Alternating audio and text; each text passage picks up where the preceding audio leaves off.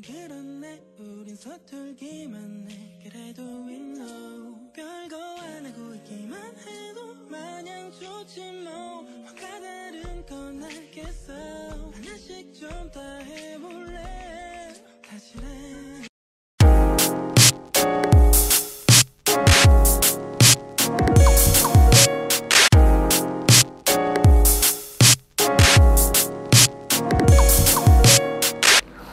And hai, balik lagi di channel Gali Rizky. Di channel ini udah beberapa kali membahas tentang seseorang yang tiba-tiba terkenal atau viral di dunia maya. Seperti pengemis cantik yang viral di Filipina dan jadi artis sekarang, dan artis TikTok Bella Poarch yang kena masalah pada saat itu. Buat yang belum nonton tentang dua video itu, bisa klik di deskripsi. Mantap. Oke, kali ini gue mau membahas tentang artis TikTok lagi yang sejak umur 7 tahun selalu pingsan hingga 20 kali sehari. Apa alasan artis TikTok ini selalu pingsan? Tonton sampai habis dan jangan di skip-skip. Oke, let's go!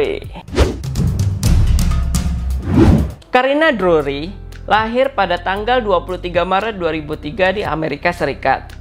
Karina sangat terkenal di aplikasi TikTok hingga followersnya mencapai 1,4 juta dan 15.000 subscriber di akun YouTube-nya.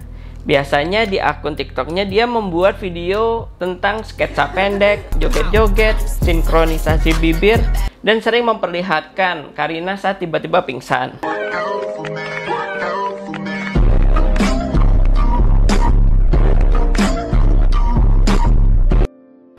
Kondisi ketidaksadarannya dapat berlangsung sekitar 2-5 menitan.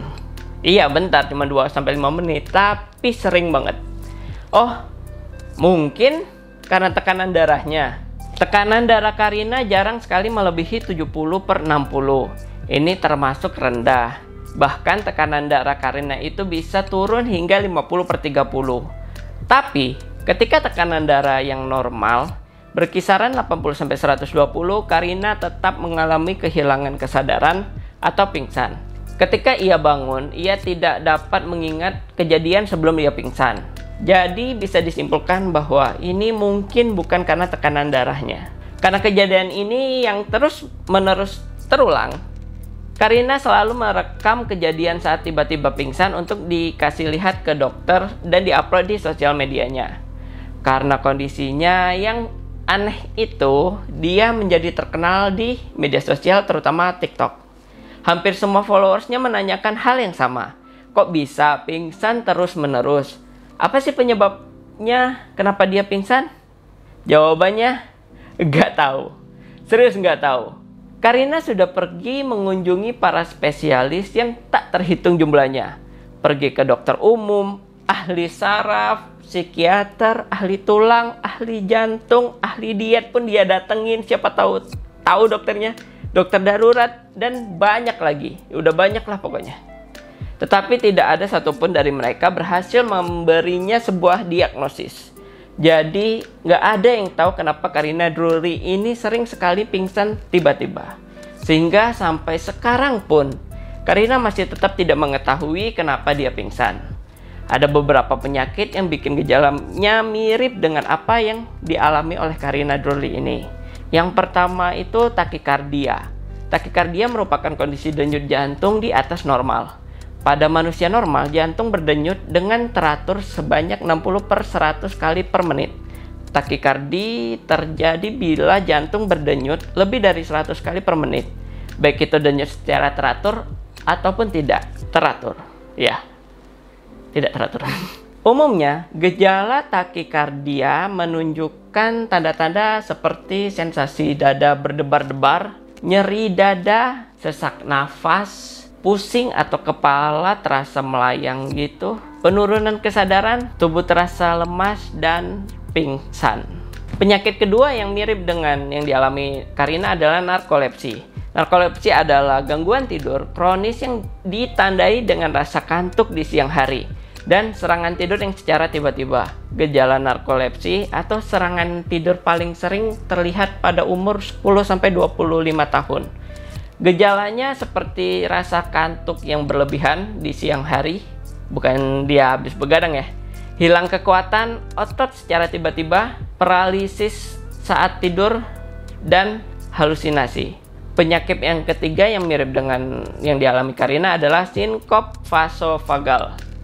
Sinkop vasovagal atau gampang pingsan terjadi karena bagian dari sistem saraf yang mengatur denyut jantung dan tekanan darah mengalami gangguan ketika terdapat pemicu syok. Dampaknya kerja jantung lebih melambat, aliran darah jadi tidak teratur. Gejalanya yang biasa dialami adalah terlihat pucat, pusing, merasa berkeringat atau dingin, mual, pandangan kabur, dan lemah. Dari ketiga penyakit di atas, dokter yang didatangi oleh Karina ini tidak bisa memastikan apakah penyakit yang dialami Karina itu salah satu dari ketiga penyakit yang udah gue jelasin tadi. Jadi, Karina sakit apa? Ya, nggak tahu. Dokter Amerika aja bingung, apalagi gua yang SMA-nya IPS. Karina pun udah mengikuti banyak sekali tes, kurang lebih 20 penyakit atau kelainan yang memiliki gejala yang sama. Tapi tidak ada satupun yang bisa memberi jawaban pasti penyakit apa yang dialami oleh Karina. Karina telah mencoba segala sesuatu yang disarankan dokter agar kondisi lebih baik. Tetapi tidak ada satupun yang memberinya efek lebih baik. Sebaliknya, setiap obat yang diminum oleh Karina malah merasa lebih buruk. Tetapi Karina tidak menyerah. Ia membeli alat untuk mengukur tekanan atau sindrom takikardia postural ortostatik yang dapat mengukur penurunan volume darah ketika sedang berbaring selama 10 menit dan berdiri secara tiba-tiba secara berkali-kali. Hasil dari percobaan itu adalah pada saat Karina berbaring, tekanan darahnya rendah. Dan saat berdiri secara tiba-tiba tekanan darahnya naik. Ya, itu wajar. Tapi, Karina pingsan beberapa menit kemudian. Jadi, ya nggak tahu kenapa sering banget pingsan nih. Tiba-tiba nggak tahu. Untungnya, ini kayaknya termasuk untung sih. Karina ini memiliki sebuah pacar yang selalu menemani dia setiap saat. Pacarnya yang bernama Luke kita panggilnya kayak kenal aja, selalu menahan kepalanya setiap kali Karina kehilangan kesadarannya. Jadi kayak